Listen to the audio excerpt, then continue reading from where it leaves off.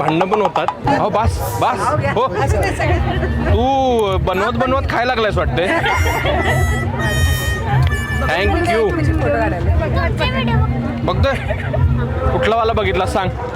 कोणता बघितलं सांग. आता आठवत नाही की नाही. कुठं बोलतोस मला.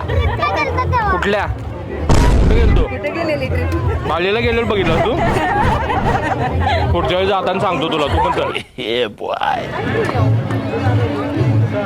किती वर्ष आहे तुमचं. आता हे 16 वर्ष झालं स्टॉल लावायला. अगर आपको निफ्टी में बड़ी क्वांटिटी ट्रेड करनी है तो here's how you can do it on the Groww terminal. मैंने 40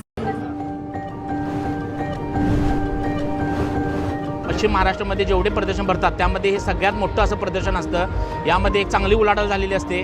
आज आम्ही इथं येताना एक 3-4 ट्रक माल आणलेला असतो. तो संपून पुन्हा आणि माल आणायला लागतो.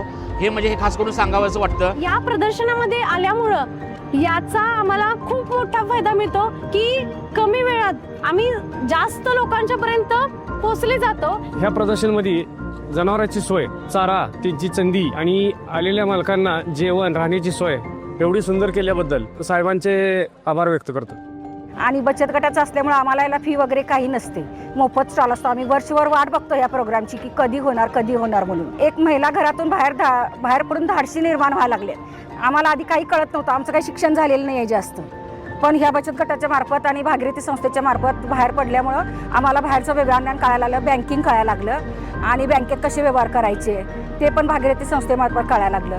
पैसे कसे साठवायचे, कुठं इन्व्हेस्ट करायचे हे भरपूर अगदी समजलं आम्हाला. 4 दिवसात 2.5 ते 3 लाख 2,70,000 माझी विक्री झाल्या 2-3 वर्ष सलग. आणि असंच भागीरथी संस्थेची मी शतशः आभारी आहे. म्हणजे अशी भागीरथी संस्था मोठी होऊ देईल. नावना कृषी परिषदेने मोठा असं चालू देईल. जेवढं त्यांचं कौतुक करावं तेवढं कमी. हक्काचं व्यासपीठ आम्हाला उभा करून दिले.